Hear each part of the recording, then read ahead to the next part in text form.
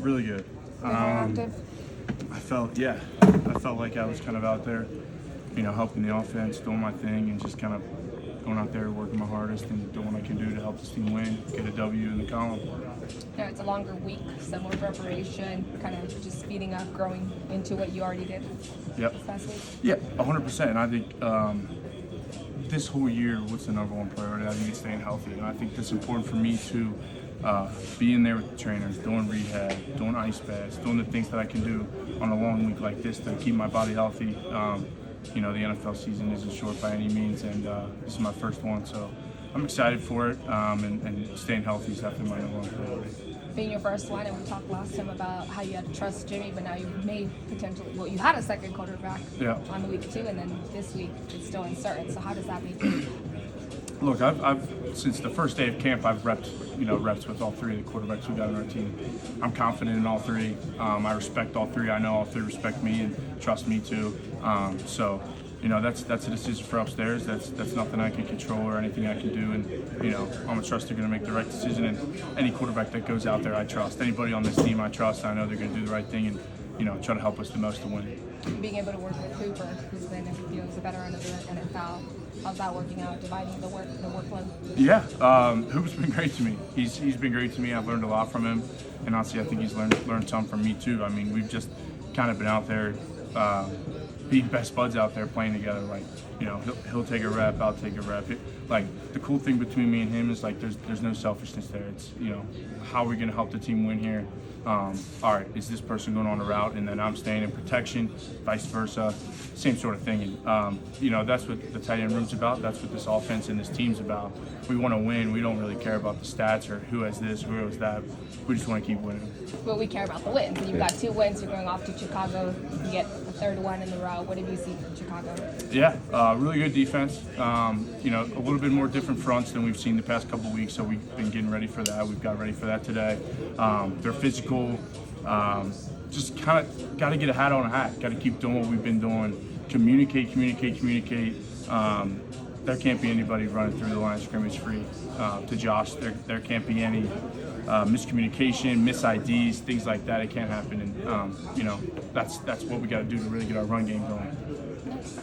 Perfect. You ready for Sunday then? I'm ready to roll. Are you Yeah. going to take extra days? Yeah, I actually played there last year, or 2 years ago. My sophomore year at Notre Dame, I played there against Wisconsin in the Bear Stadium, which was pretty cool.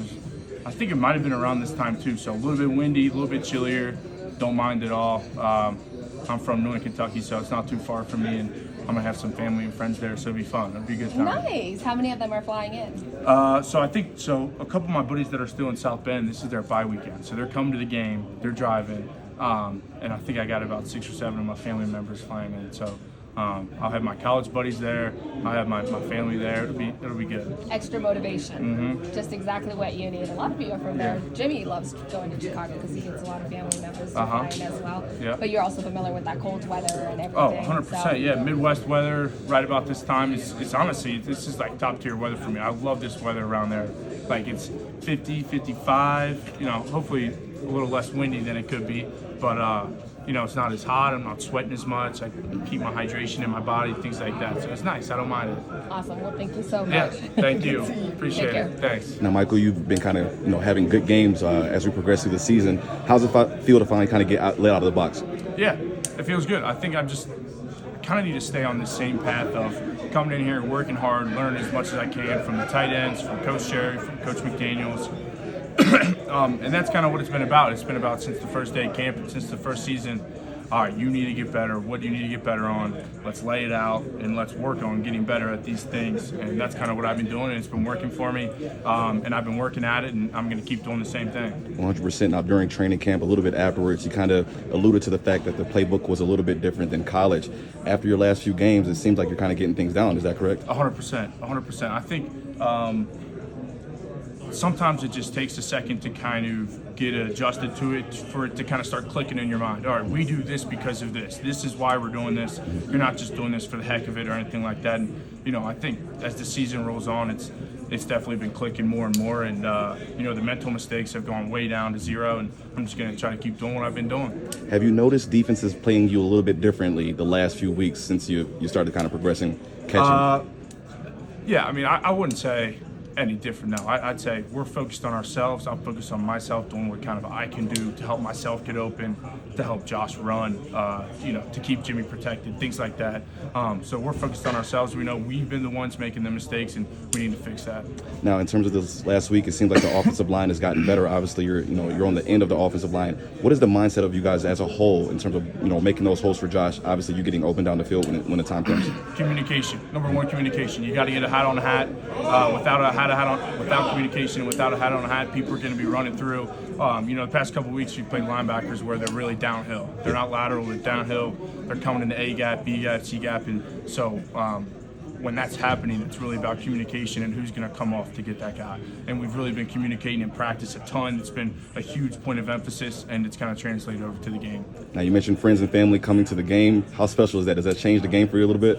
I mean, look, my parents, my family, they've been to almost every single game in my career, which has been fantastic. I mean, in South Bend, they never missed one. In away games, they never missed any. So they're going to try to come as much as possible. And obviously, Chicago being pretty close, they're going to be there. And so, I don't know if it changes anything, but it goes back to what can I do to kind of help this team win? That's what I'm going to go in and do. No, I'm not from Chicago, man. I'm close though. So obviously you and Trey Tucker have a pretty good bond. I just found out that you two are roommates. Mm-hmm. So now I got to ask you, how did that come about? And what's your biggest pro and con about Trey as a roommate? Okay, so how it came about, I trained for the NFL Combine with the tight end from UC that went to UC with Trey, Josh Wiley. I was in Orange County, California with him for about 2.5, 3 months. And then we went to the Combine. I was still hanging out with Josh. He was one of my good buddies. Josh knew him, so then he started hanging out with me and Josh. So that's how I kind of met him, was through the Combine, through Josh. The other thing is, I mean, my hometown's 12 minutes from UC's campus. So, I'm familiar with UC. I'm familiar with the players. I'm familiar with Clifton, that area, that sort of thing. So that happened, and they asked us both, who do you think would be a good roommate? I said him, he said me, which is pretty cool. A con of being roommates with Trey. All right, this is honest. If he's on his phone and you're talking to him, he's in a different dimension. He's in a different world. He won't hear what you're saying. You'll have to repeat yourself 3 or 4 times. And it'll take about 5 minutes, and he'll say, "What'd you say?" And then he'll finally respond. But if he's on his phone, make sure you're not asking him a question, because he won't hear what